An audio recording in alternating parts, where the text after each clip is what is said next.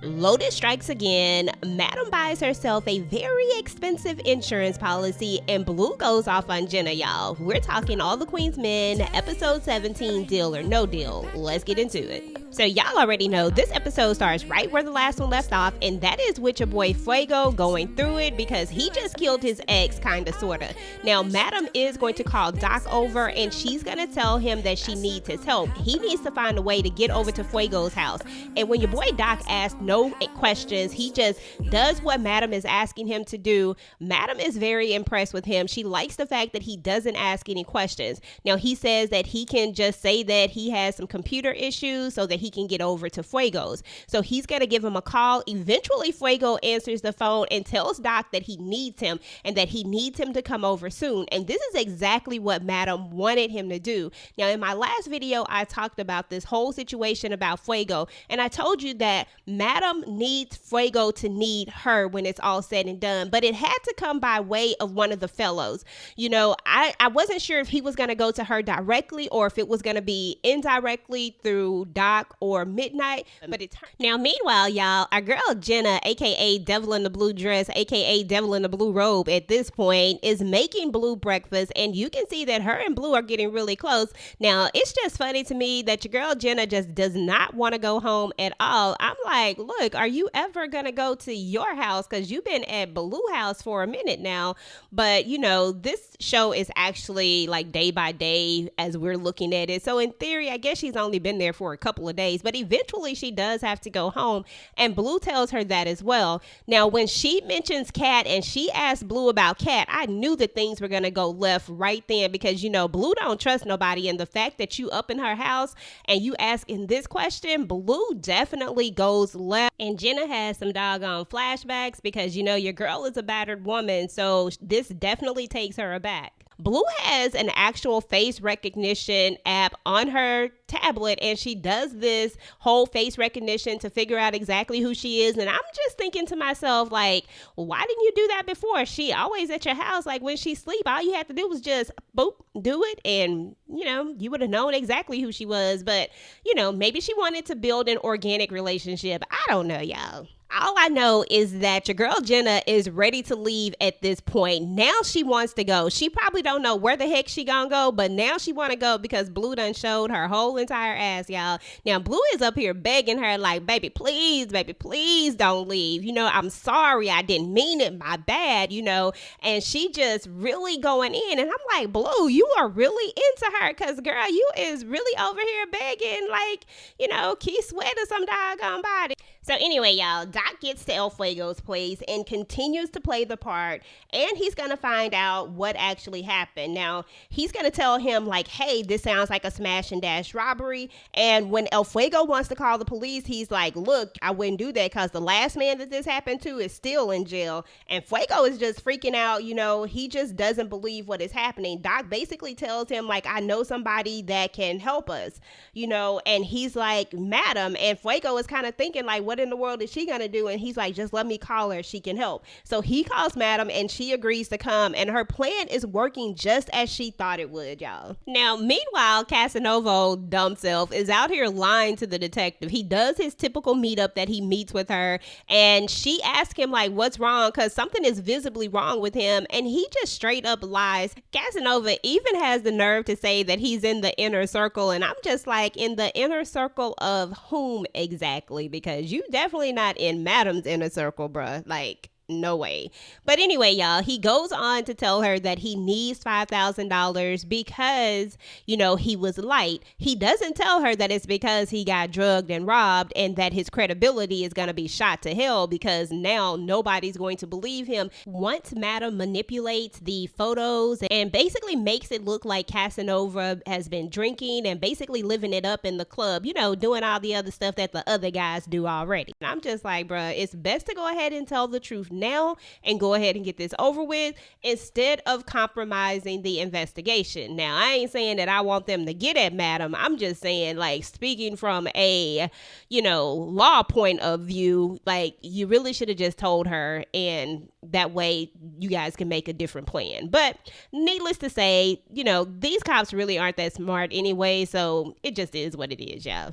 Now, y'all, probably one of my favorite parts of this entire episode is when Madam shows up and she gives this award-winning performance. I mean, Madam is acting her ass off, y'all, when she shows up to El Fuego's place and finds out what's going on. But Madam could not stay in character, because when El Fuego was doing too much, when he was doing the most, she was just like, look, calm down. And I was like, okay, there go Madam right there. And, she basically finally gets him to realize that she's going to take care of it, that this never happened. And so he's going to leave with Doc. And I don't know, y'all. I don't know how this is going to go. El Fuego in this conscience, he better be thinking about jail is what he better be thinking about. He better be thinking about the fact that he don't want to end up in a cell with old Big Bubba. You know what I'm saying? So El Fuego, you need to just chill the freak out, bruh. Now, after Fuego leaves, Madam, of course, lets Blue know that she needs to have a cleanup crew there so they can go ahead and get that mess cleaned up. And then she turns and looks at old girl and tells her, like, look, I'm sorry, but, this was for a purpose. This had to happen. Basically, what I think a lot of us have been thinking all along, that this was Madam's mentality of thinking that this had to happen, that this was for a purpose. She needed El Fuego right where she has him at right now. And she's just collateral damage when it's all said and done, It is what it is. Now, meanwhile, y'all, Lotus and her newfound friends, Tandy and the judge, are over here scheming. Now, Lotus is going to tell them, like, look, it didn't work out. It didn't go as planned. I think my husband is kind of on to me and knows what was going on. So Tandy and the judge basically start to think a little bit, and they all decide that what they should do is have something happen to her club. They're going to try to get her club shut down, and the way that they want to do this is to have a drive-by shooting, basically because they need to increase the crime, because there actually is no crime around the club, but they need the neighbors to complain so that they can then step in to help to have the club shut down, y'all. This is not going to end well for them at all. Sorry. So meanwhile, y'all, Fernando and Rafael are hanging out, and Fernando is visibly upset about his wife not coming home. And Rafael tells him, like, you need to stop being so doggone aggressive, aka you need to stop putting your hands on this woman, and maybe she will stay at home. Now, Rafael is going to basically admit that he ain't shit, y'all, but, we already knew that. Now, the concierge is going to tell him that, you need to chill out because I paid a lot of money to get you out of jail. So it turns out his sentence wasn't even up. His brother found a way to get him out of jail, and he just needs him to do right and act right. Now, meanwhile, Madam is going to meet up with the concierge, and he's going to confirm for her that it was indeed Lotus, his wife, that called the attack on her, and Madam is not having it. He wants Madam to chill out. He wants her to not attack back because she's essentially going to end up starting a war, and we already know that Madam likes wars. This intrigues her. This doesn't calm her down at all. Now, the concierge is going to offer her quite a bit of money, $23 million, in order for her to just let Lotus go. Now, after he tells her about this $1.3 billion deal that he has, because at the end of the day, concierge is all about business, and he doesn't want them messing up his business deal. He needs them to chill out, and so that he can get his business deal through. Now, once Madam finds out that number, she's just like, look, so you offering me $23 million, but you about to make $1.3 billion? That don't even sound right. Like, and I'm thinking the same thing, like, bruh, you should have never told her about the $1.3 billion. You should have just led with the $23 million and left the $1.3 billion out. So Madam, of course, is not trying to hear this, and she definitely doesn't want this deal. And not to mention, she does remind him that it was his wife that came after her first. She didn't start this. Now, if y'all remember, Madam said that she doesn't mess with people. She only attacks when somebody comes after her, and Lotus has definitely come for her with no real reason to do so. Now, meanwhile, back at the club, y'all, Doc and El Fuego are talking, and Doc is trying to get him to calm down. Now, Doc confides in him and tell him that he has a body too. Now, he doesn't go into detail because, of course, the last thing we need for El Fuego to know is any details of anything, because he's still on shaky ground. Now, we might have something over him, or Madam might have something over him, y'all. I'm talking like me and Madam in cahoots together. Now, but anyway, y'all, so Madam definitely has something over him, but it doesn't mean that he's going to stay solid. Now, Amp is going to come in, y'all, and Amp is still being Amp, and he's still doing the most. Like, I'm not even going to spend too much time talking about Amp. If you want to talk about Amp, I did a whole video about Amp and how he's out of control. But Amp comes in visibly drunk, of course, but I will give him this. He was able to still do his routine flawless, even though he was drunk as hell. But he's doing the most. He's still throwing shade at Dime, and Dime is still throwing shade at him. So, you know, those two do what they do. So anyway, y'all, Big D is going to show up. And of course, you already know you going to have your jealous ones. Now, Midnight Lightweight just don't like people coming into the room where they're at. Like, that's their room. So he not really jealous or anything like that. He just want to know why he up in there. But Babyface has this jealous energy going on. It's always there.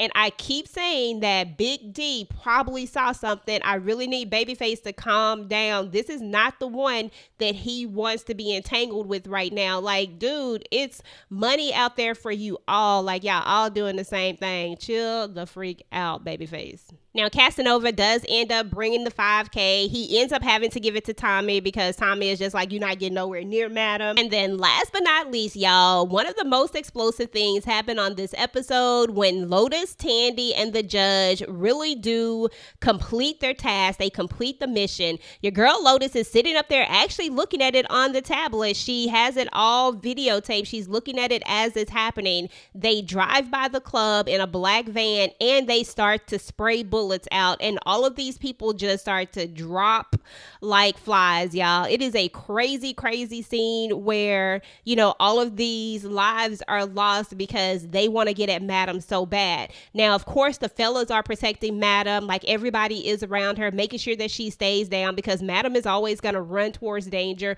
Once the bullets stop flying and they get out there and they see what's happening, Madam already knows that this is an attack on her, and she says that infamous line that we saw in the trailer.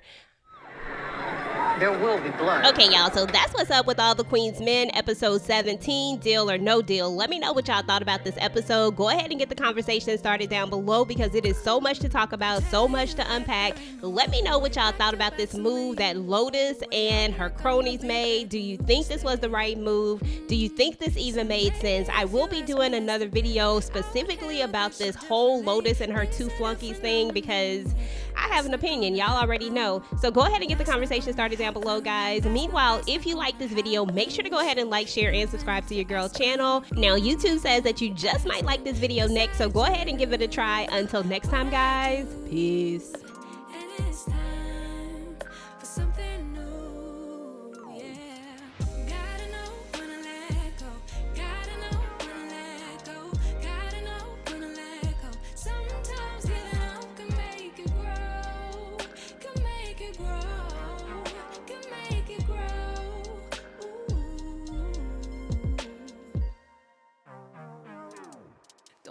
Stuck in a spot, telling you it ain't what I thought. Don't wanna be stuck in a spot, cause I don't really like what I got, so I changed it. Bit by bit, it's not ungrateful.